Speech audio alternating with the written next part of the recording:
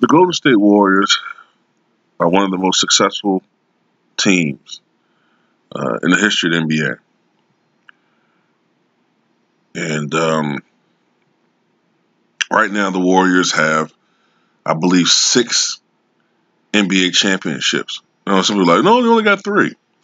Well, they got 6. Of course, they won it last year in 2018, 2017, and 2015. But they also won a championship all the way back in 1975. And they won it when they were the Philadelphia Warriors back in 1947 and 1956. So they already passed the San Antonio Spurs, and they're tied with the Chicago Bulls for NBA championships. And if they win the championship this year, then, according to my memory, then they'll become the 3rd most successful franchise in the history of the NBA, behind only the Boston Celtics and Los Angeles Lakers. Now, I don't know whether or not they're ever going to catch those 2 franchises historically. But, you can make the argument that if they win another championship, that they'll be the most successful franchise in the NBA of the 21st century. And definitely, you can make the case that they are the most successful franchise in the 2000 teens. I guess you can make a case for the Miami Heat. They went to the NBA championship from 2011 to 2014, winning 2 of them. But the Warriors have been more, and they won 1 more. And ultimately, they can win another one. But this year, they haven't looked the same. Whether or not it was the well-publicized, maybe too much publicized confrontation between Kevin Durant and Draymond Green. Whether it was Stephen Curry missing 11 games with a groin injury. Whether or not it's been earlier on this season, Kevin Durant playing a little bit more individualistic basketball and maybe disrupting the flow and chemistry of the team. But I think one of the biggest problems this year for the Warriors had been the inexplicable inaccuracy of Klay Thompson shooting the basketball, in particular from outside. At one point in the season, Klay Thompson was only shooting about 41% from the floor, which is low for him. And especially, he was struggling from outside. I think at one point early on this season, he was only 14% from beyond the arc. Now, Klay struggles. He's more streaky than Steph. Not to say Steph isn't streaky at times, but Klay is more of a burst scorer. There are times when he shoots the basketball and it looks like he hasn't shot the basketball in 2 years. Then there's sometimes when he looks like the greatest shooter in the history of the NBA. That's Klay. More often than not, however, he's the game's 2nd greatest outside shooter. But this season has been different. I mean, he struggled for great stretches. Now, he improved slightly over time. He had burst games. He had the 52-point game against the Chicago Bulls, where he made set the NBA record for most 3-pointers in the game with 14. I'm looking for Curry to retake that record, if not this season, sometime next season. With the way these guys shoot 3-pointers now, these guys are now taking in excess of 23-point attempts a game in some games. So I see Steph retaking that record eventually. But Klay has come back into the Klay Thompson of old. Just his last performance.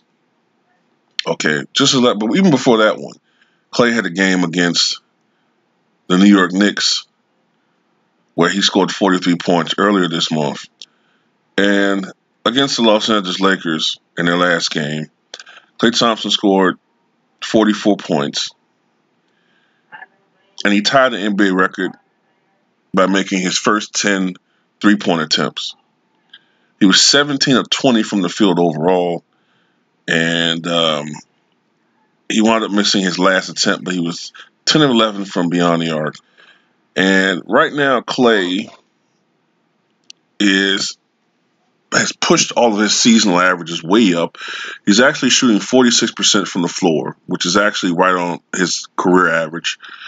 And he's at 38% shooting from beyond the arc, which would be a career low, but considering how far down he was at one point, it's a minor miracle. In fact, since December 29th,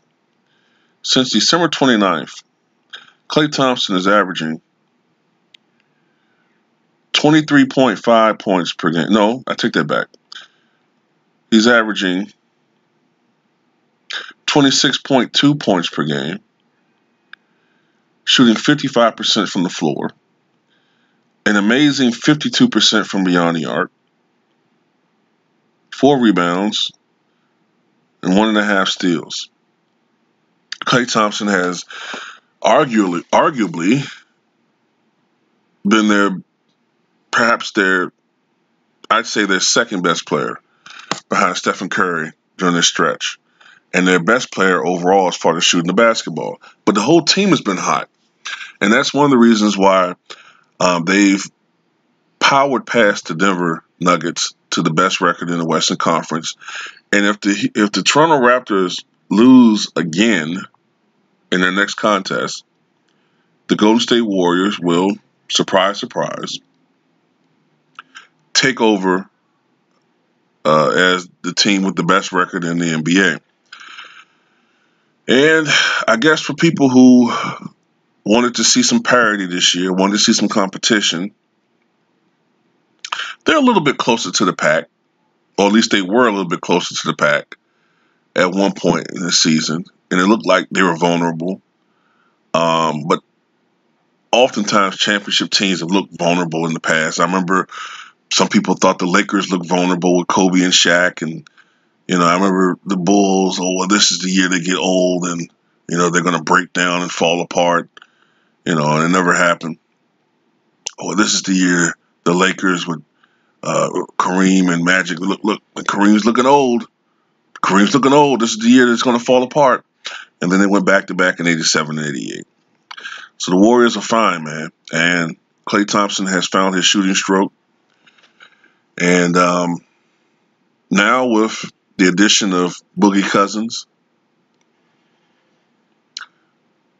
you can't really, if anything, I see Klay Thompson extending his hot shooting streak. Now, I'm not going to say he's going to shoot 50% from three-point range or the floor for the rest of the season, but he's found his stroke. Steph Curry has intensified as far as his stroke is concerned. He had a couple of bad games recently, but Steph Curry is Steph Curry. Kevin Durant's going to be Kevin Durant. Kevin Durant, to me, is actually he's actually making the team better by holding back in his game and playing within the flow of the offense. And Boogie Cousins, I think, when he gets his legs under him and gets into game shape, totally, this team's going to be unstoppable. That's why I made a video, I think it was earlier this week, where I said that the Warriors, they might go, they're out to prove something right now. They've been waiting on Boogie to come back from his injury. And I think they're out to prove something now. I think they're playing for something. And earlier on this year, I'm not saying that they weren't struggling. Legitimately, they were. There were times when they were struggling legitimately, but I think now they're actually playing for something. They want to reestablish their dominance, and they have been doing that the last couple of games, man. They've been blowing people out. I mean, they absolutely eviscerated the Denver Nuggets when they played them last time. And I think right now they're trying to send a message to the rest of the league that they're still here, and this is still their league. And no matter what the media tries to do, no matter how much the media and the sports fanboys try to recruit a team for LeBron James, The championship runs through the Golden State Warriors, and with Klay Thompson having emerged this year as the Klay Thompson that we all knew and have admired on the national stage since at least 2015, the Golden State Warriors, I think, will three-peat. I think they're going to three-peat. And I also think that Klay Thompson is going to stay with the Golden State Warriors. And if he does, the sky's the limit for this club. And it's amazing, man, what this team is doing. Tell me what you guys think about the Warriors and Klay Thompson and his play as of late.